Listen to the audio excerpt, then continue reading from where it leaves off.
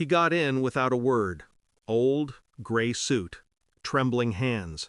A smell of rain and cigarettes followed him into the back seat. It was 3:04 a.m., the kind of hour when the city feels hollow, when headlights cut through fog like scalpels. He didn't say where he was coming from, just a quiet drive. We moved through empty streets. I watched him in the mirror. His eyes didn't blink. His hands clutched a small metal case on his lap.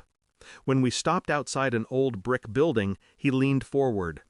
"Before tomorrow morning," he said, voice low, "your wife needs to know." He set a flash drive on the console. His hand brushed mine. Cold. Then he opened the door and vanished into the dark. I didn't ask questions. I should have. At home, the lights were off.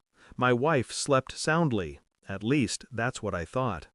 I sat at my desk, plugged in the drive.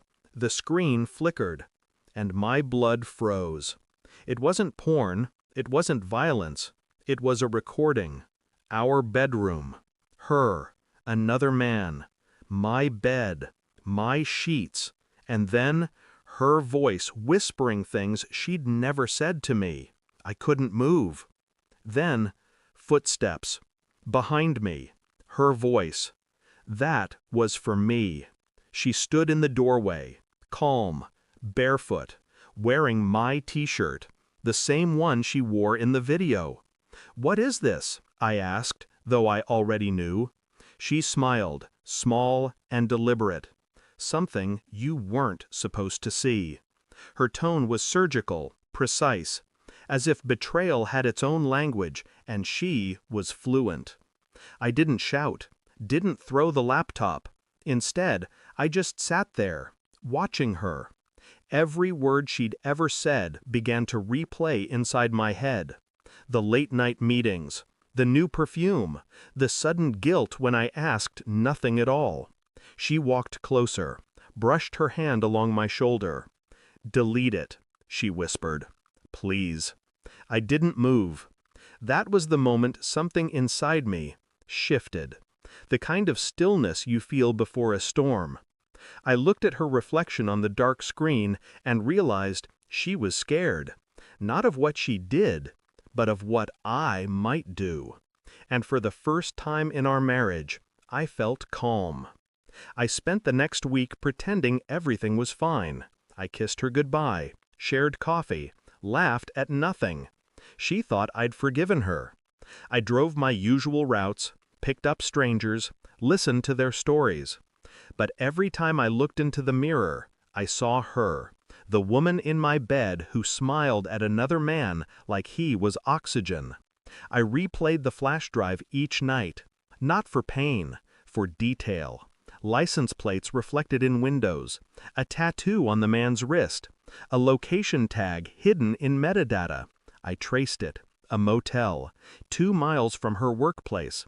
They met there every Thursday, noon to 2. She said she had Pilates. So I watched, through tinted glass, through rain, through the veil of what used to be love. Each time she walked in, I wrote down the exact minute. Each time she left, I memorized her expression. It wasn't guilt. It was satisfaction. By Friday, I had enough. I invited her to dinner. Candles, wine, the illusion of peace. Halfway through, I set my phone between us and pressed play. Her laughter filled the space, the one from the video. Her face collapsed, draining of all color. I didn't speak. I just watched her unravel. Finally, she whispered, "Where did you get that?" "A passenger gave it to me," I said. "He said you'd understand." She covered her mouth. Tears didn't fall. Not yet. Then, quietly, "You weren't supposed to see it." Those words again. I stood, walked to the window, and let her sit in the silence she'd built for herself. She asked if I'd tell anyone. I told her no. That was the truth. I didn't need to. 2 days later, I mailed the flash drive to the man's wife. No note, no explanation, just the evidence. That night, my wife came home early, red-eyed, trembling. "His wife knows," she said, voice cracking. I didn't ask how. When she finally looked at me, I saw something in her face. Fear. Not of losing me, of being seen. I told her I'd booked a hotel, that she could keep the house. She begged. I listened. I didn't respond. Walking away wasn't revenge. It was extraction, the kind that leaves silence in its wake. It's strange how quiet life becomes when the noise stops. I still drive nights, same streets, same darkness. Sometimes I wonder if the old man knew, if he'd been one of them, betrayed, broken, quietly seeking justice in others. The flash drive is gone. But the sound of her whisper, that was for me, still lingers. Maybe it was, but the ending, that was mine. Thanks for watching.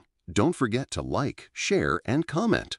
Subscribe now to Cheating Stories Insight World for more amazing stories.